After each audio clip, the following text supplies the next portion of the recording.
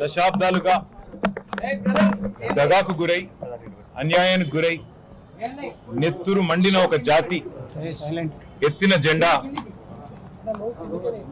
గులాబీ జెండా.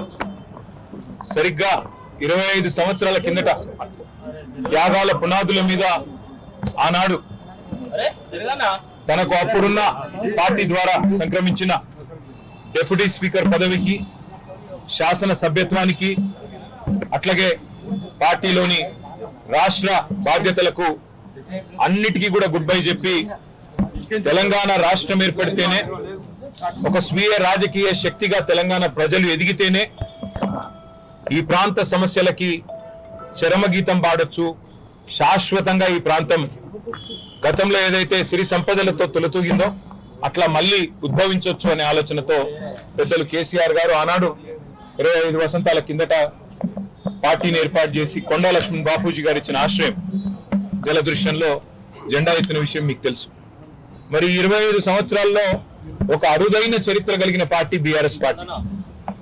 మొదటి 14 ఏళ్లు తన పోరాటంతో తెలంగాణ ప్రజలను ఐక్యం చేసి తెలంగాణ జాతిని మొత్తంగా ఎక్కడికక్కడ లక్షల సంఖ్యలో సమీకరిస్తూ వారికి తెలంగాణ రాష్ట్ర ఏర్పాటు ఆవశ్యకతను బోధిస్తూ అంబేద్కర్ గారు చెప్పిన విధంగా బోధించు, సమీకరించు, పోరాడు అన్నట్టుగా అడుగడుగున పోరాటాలు చేస్తూ ఢిల్లీ మెడలు వంచిన పార్టీ ఈ గులాబీ జెండా పార్టీ, ఈ బీఆర్ఎస్ పార్టీ.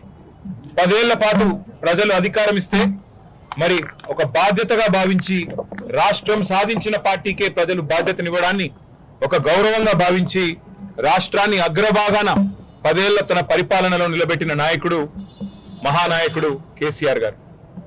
అట్లా నడిపిన పార్టీ బీఆర్ఎస్ పార్టీ.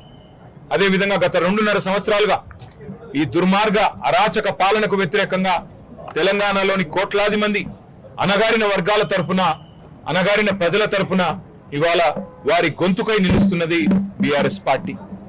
ఆనాడు 14 ఏళ్లు ఉద్యమ పార్టీగా, 10 ఏళ్లు అధికార పార్టీగా, గత 2.5 ఏళ్లు ప్రతిపక్ష పార్టీగా అన్ని పాత్రలు, ప్రజలు ఇచ్చిన ప్రతి పాత్రను సమర్థవంతంగా పోషిస్తూ ఇవాళ భారతదేశ చరిత్రలోనే అతి కొద్ది పార్టీలు, 25 వసంతాలు పూర్తి చేసుకున్న పార్టీలు వేళ్ల మీద లెక్కబెట్టదగ్గ సంఖ్యలో ఉంటాయి.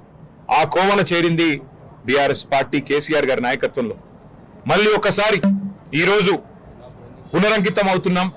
ఖచ్చితంగా తెలంగాణ ప్రజలకు ఒక స్వీయ రాజకీయ అస్తిత్వం ఉండాలి అని ప్రొఫెసర్ జయశంకర్ గారు ఎప్పుడు ఏదైతే చెప్తా ఉండేవారో, ఎట్టి పనికైనా మట్టి పనికైనా మనవాడే ఉండాలని చెప్తా ఉండేవారో, అట్లాగే మళ్ళీ పునరంకితం అవుతాం.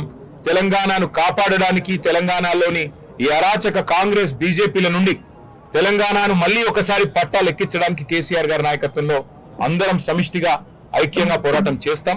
తప్పకుండా 2028వ సంవత్సరంలో తిరిగి మళ్ళీ తెలంగాణ రాష్ట్రానికి కేసీఆర్ గారిని ముఖ్యమంత్రి చేసేదాకా మేమందరం కూడా ఆయన సైనికులుగా, తెలంగాణ ప్రజల ప్రతినిధులుగా, తెలంగాణ బలంగా, బలగంగా, తెలంగాణ దళంగా కలిసికట్టుగా కదం తొక్కుతాం. తప్పకుండా తెలంగాణకి మళ్ళీ ఒకసారి పునరంకితం అవుతాం. ఈ పవిత్ర రోజున, పార్టీ ఆవిర్భవించిన ఈ పవిత్ర రోజున, 25 వసంతాలు పూర్తి చేసుకున్న ఈ రోజున తప్పకుండా మాకు మరింత ఉత్సాహం, మరింత ఉత్తేజం ఇవ్వడానికి మా నాయకుడు కేసీఆర్ గారు ఇప్పుడు మధ్యాహ్నం 2 గంటలకి రాబోతా ఉన్నారు. వారి రాక కోసం, వారి దిశానిర్దేశం కోసం తెలంగాణలోని లక్షలాది మంది గులాబీ దండు ఎదురు చూస్తా ఉన్నారు.